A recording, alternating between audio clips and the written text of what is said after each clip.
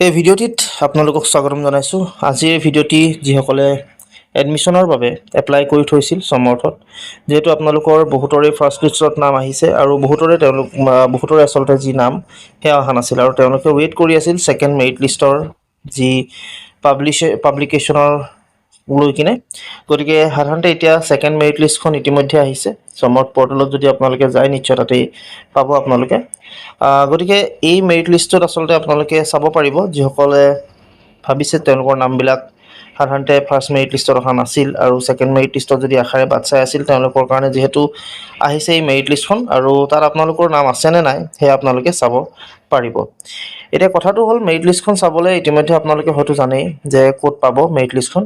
আপোনালোকে direct admission নটিছত গ'লেও direct আপোনালোকৰ ফাৰ্ষ্ট মেৰিট লিষ্ট বুলি অপশ্যন এটা দেখিছেই আৰু ছেকেণ্ড মেৰিট লিষ্টৰ ক্ষেত্ৰতো ছেকেণ্ড মেৰিট লিষ্ট বুলি আপোনালোকে দেখিব পাৰে বা চাব পাৰে। এতিয়া কথাটো হ'ল যে ইয়াত যেতিয়া আপোনালোকে মাৰিব ইয়াতে আপোনালোকৰ ৰাউণ্ড 1 ৰাউণ্ড 2 আহিছে। মানে ৰাউণ্ড 1 মানে হৈছে আপোনাৰ ফাৰ্ষ্ট মেৰিট লিষ্ট আৰু ৰাউণ্ড 2 মানে হৈছে ছেকেণ্ড মেৰিট লিষ্ট। গতিকে গোটেইখিনি কলেজৰ আচলতে এই ডাটাবিলাক ইয়াতে আপোনালোকে পাব। এতিয়া কথাটো হ'ল মই ইয়াত ক'ব বিচাৰিছোঁ যে যিসকলৰ এই ছেকেণ্ড মেৰিট লিষ্টৰো নাম আহিল, ফাৰ্ষ্ট মেৰিট লিষ্টত নাম নাহিল, ছেকেণ্ডটোতো তেওঁলোকৰ নাম তেওঁলোকে পোৱা নাই, তেওঁলোকে আচলতে এতিয়া কৰিব কি বা তেওঁলোকৰ নাম বা তেওঁলোকে এডমিশ্যন ল'ব পাৰিব নে নোৱাৰে সেইখিনিক লৈ আচলতে হয়তো এতিয়া বহুত বেছি আপোনালোকৰ হয়তো কনফিউজন থাকিব। এইটোক লৈ আপোনালোকক এই ভিডিঅ'টো মই বিশেষভাৱে প্ৰস্তুত কৰিছোঁ। আপোনালোকে চাব সকলোৱে আৰু শ্বেয়াৰ কৰিব যিসকলৰ এনেকুৱা ধৰণৰ অসুবিধা থাকিব পাৰে বা ছেকেণ্ড মেৰিট লিষ্টতো নাম নাহিল, ফাৰ্ষ্টতো নাম নাহিল, তেওঁলোকে আচলতে কি কৰিব পাৰিব বা কেনেকৈ তেওঁলোকৰ এডমিশ্যনবিলাক তেওঁলোকে ল'ব পাৰিব সেইখিনি কথা মই জনাবলৈ চেষ্টা কৰিম। প্ৰথম কথাটো হৈছে যিসকলৰ নাম অহাই নাই দুয়োটাতে তেওঁলোকে স্পট এডমিশ্যনৰ কাৰণেতো ৰ'বই লাগিব, কাৰণ স্পট এডমিশ্যন যেতিয়ালৈকে নহ'ব তেতিয়ালৈকে আচলতে তেওঁলোকে নিজৰ যি এডমিশ্যনৰ কথা সেইখিনি কৰিব নোৱাৰিব, কাৰণ ছেকেণ্ড মেৰিট লিষ্ট অলৰেডি ওলোৱাৰ পিছত তেওঁলোকৰ যদি নাম নাহিল তেতিয়াহ'লে আচলতে তেওঁলোকে জোৰ জবস্তি কৰি কিনেতো নাম আনিব নোৱাৰে বা সেইখন মতে আপোনালোকৰ নহ'ব। গতিকে আপোনালোকে আচলতে কি কৰিব, ৱেইট কৰিব স্পট এডমিশ্যনৰ বাবে। স্পট এডমিশ্যন কেতিয়া দিছে হয়তো আপোনালোকে জানে বা আপোনালোকে হয়তো গম পায়। সেই স্পট এডমিশ্যনত যিদিনাখনে স্পট এডমিশ্যন আছে সিদিনাখন আপোনালোকে কি কৰিব লাগিব, কলেজখনলৈ যাব লাগিব।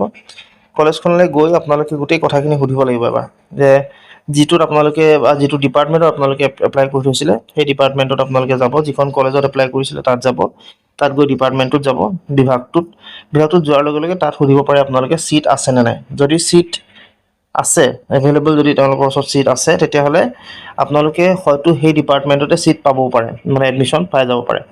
আৰু যদিহে নাই তেতিয়াহ'লে আচলতে আপোনালোকে সেই ডিপাৰ্টমেণ্টটোত নাপাব। তেতিয়া আপোনালোকে কি কৰিব লাগিব, বেলেগ এটা ডিপাৰ্টমেণ্টত অৰ্থাৎ বেলেগ এটা বিভাগত যিটোত আপোনালোকৰ ছিট আছে তাত গৈ আপোনালোকে যদি কয় নিশ্চয় তেওঁলোকে হেল্প কৰিব, তেওঁলোকে আচলতে দিয়াৰ চান্সেছ থাকিব পাৰে।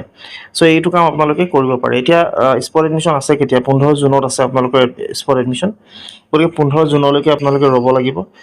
যিহেতু 10 তাৰিখৰ পৰা 12 তাৰিখলৈকে আপোনালোকৰ ছেকেণ্ড মেৰিট লিষ্টৰ এডমিশ্যনবিলাক হ'ব ষ্টাৰ্ট। গতিকে সেইদিনাখন ছেকেণ্ড মেৰিট লিষ্ট যিসকলৰ নাম আহিছে তেওঁলোকে তাত পাব, আৰু যিসকলৰ নাম নাহিলেই তেওঁলোকে আচলতে যিটো বিভাগত এপ্লাই কৰিছিলে সেই বিভাগত লাষ্টৰ সময়ত স্পট এডমিশ্যনত আপোনালোকে যাব পাৰে বা আপোনালোকে তাত যাব এবাৰ চেষ্টা কৰি চাব পাৰে। তাত সুধিব পাৰে যে তেওঁলোকৰ কিমান ছিট আছে, কিমান নাই, কি কথা কি বতৰা, গোটেইখিনি কথা আপোনালোকে সুধিব পাৰে। আৰু সোধাৰ পাছত যদি ছিট আছে সেই ডিপাৰ্টমেণ্টটোত হয়তো সেই বিভাগত আপোনালোকে এডমিশ্যন পাব পাৰে, যদি নাই তেতিয়াহ'লে আপোনালোকে বেলেগ এটা ডিপাৰ্টমেণ্টত অৰ্থাৎ যিটো ডিপাৰ্টমেণ্টত হয়তো ছিট বহুত আছে বা থাকি গৈছে তেওঁলোকৰ তাত গৈ আপোনালোকে এবাৰ ৰিকুৱেষ্ট কৰি চাব পাৰে। আৰু ৰিকুৱেষ্ট কৰাৰ সময়ত আপোনালোকে কিন্তু যিহেতু আপোনালোকে যিটো বিভাগত আপোনালোকে এপ্লাই কৰিছিলে সেই বিভাগত নাপালে, তেনে ক্ষেত্ৰত আপোনালোকে কি কৰিব লাগিব, সমৰ্থটো আকৌ নতুনকৈ যিটো বিভাগত আপোনালোকে ল'ব বিচাৰিছে, যিটোত ছিট আছে তাত আপোনালোকে নতুনকৈ এপ্লাই কৰি দিব। অৰ্থাৎ ৰেজিষ্ট্ৰেশ্যনটো থাকিব আপোনালোকৰ, কলেজ এপ্লাই যিটো থাকিব সেই কলেজ এপ্লাই নহয়, আপোনালোকৰ যি বিভাগত এপ্লাই, ডিপাৰ্টমেণ্টৰ যিটো এপ্লাই হ'ব সেইটো আপোনালোকে অন্য এটা ডিপাৰ্টমেণ্টলৈ ট্ৰান্সফাৰ কৰি ল'ব। ডিপাৰ্টমেণ্টৰ ট্ৰান্সফাৰ মানে আপোনালোকৰ যিটো কোৰ্চ চিলেকশ্যন আছিলে মেজৰ মাইনৰ, সেই মেজৰটো চেঞ্জ কৰি ল'ব। যিটো বিভাগত ছিট আছে সেই বিভাগৰ যি মেজৰ আছে সেইটো আপোনালোকে লৈ ল'ব। মাইনৰ ক্ষেত্ৰত তেনেকুৱা ধৰণৰ কোনো অসুবিধা সাধাৰণতে নহয়, গতিকে আপোনালোকে মাইনৰটো ৰাখি থ'ব পাৰে, কেৱল মাত্ৰ আপোনালোকে মেজৰটো চেঞ্জ কৰি ল'ব। আৰু চেঞ্জ কৰাৰ পিছত আপোনালোকে প্ৰথমতে কিন্তু আপোনালোকে এটা চিয়ৰ হৈ ল'ব তাত ছিট আছেনে নাই সুধি ল'ব এবাৰ, আৰু সোধাৰ পিছত আপোনালোকে সেই কামটো কৰিব।